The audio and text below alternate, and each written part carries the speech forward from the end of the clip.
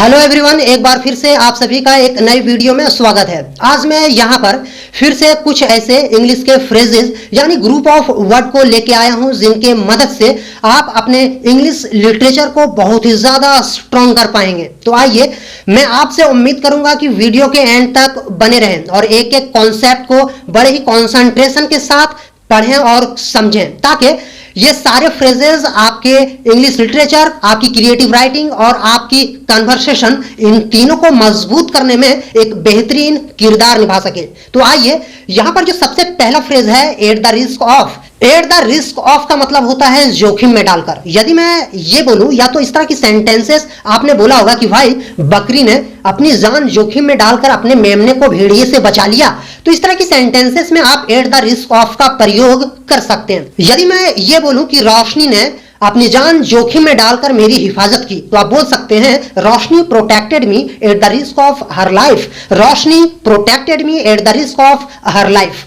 आइए देखते हैं नेक्स्ट फ्रेज को। यहां पे नेक्स्ट फ्रेज है in favour of. In favour of को यदि हिंदी में इसका मीनिंग देखा जाए तो इसका मतलब होता है के पक्ष में। यदि आप इस तरह की सेंटेंसेस या तो दैनिक जीवन में आपने बोला होगा कि भाई मैं कांग्रेस के पक्ष में नहीं हूं, या तो कई बार आपने इस तरह भी सुना होगा कि सभी मुस्लिम बीजेपी के पक्ष में नहीं है, तो आप इस तरह की सेंटेंसेस में आप इन फेवर ऑफ का प्रयोग कर सकते हैं। यदि मैं ये बोलूं मैं इजराइल के राजनीति के पक्ष में नहीं हूं, I am not in favour of the politics of Israel, I am not in favour of the politics of Israel. चलिए देखते हैं नेक्स्ट फ्रेज को, इन the hope of. In the hope of का मतलब होता है के उम्मीद में या तो के आशा में। आपने इस तरह की सेंटेंसेस बोला होगा कि भाई मैं तो तुम्हारी उम्मीद में ही इस काम को नहीं किया, या तो आपने इस तरह की भी सेंटेंसेस सुना होगा कि मैंने उसके उम्मीद में आधी जिंदगी वैसे ही गुजार दिया। तो यहां पर देखिए, इस तरह की सेंटेंसेस में आप इन द होप ऑफ का प्रयोग कर सकते हैं। यदि मैं ये बोलूं कि फिलिस्तीन जीत की उम्मीद में लड़ता आ रहा है, तो आप बोल सकते हैं Palestine has been making war in the hope of victory. Palestine has been making war in the hope of victory. और यहां पे नेक्स्ट फ्रेज है by all means. By all means का मतलब होता है किसी भी तरह।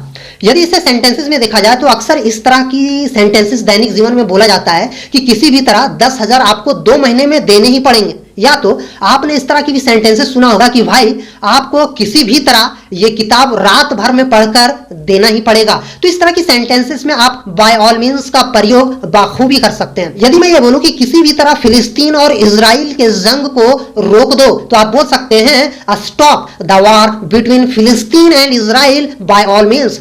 आइए देखते हैं नेक्स्ट फ्रेज को, और यहां पे नेक्स्ट फ्रेज है on behalf of. On behalf of का मतलब होता है के तरफ से।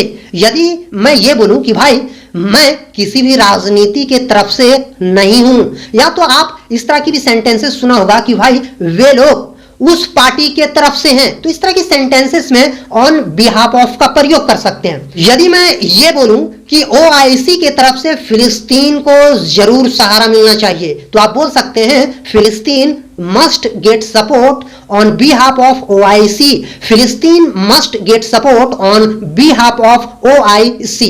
चलिए देखते हैं नेक्स्ट फ्रेज को, not at all. Not at all का मतलब होता है बिल्कुल भी नहीं। यदि मैं ये बोलूं कि आपको वहां बिल्कुल भी नहीं जाना चाहिए, तो इस तरह की सेंटेंसेस में आप नॉट एट ऑल का प्रयोग कर सकते हैं। यदि मैं ये बोलूं कि हम लोग इजरायली प्रोडक्ट बिल्कुल भी इस्तेमाल नहीं करेंगे, तो आप बोल सकते हैं we will not at all use the product of Israel. We will not at all use the product of Israel.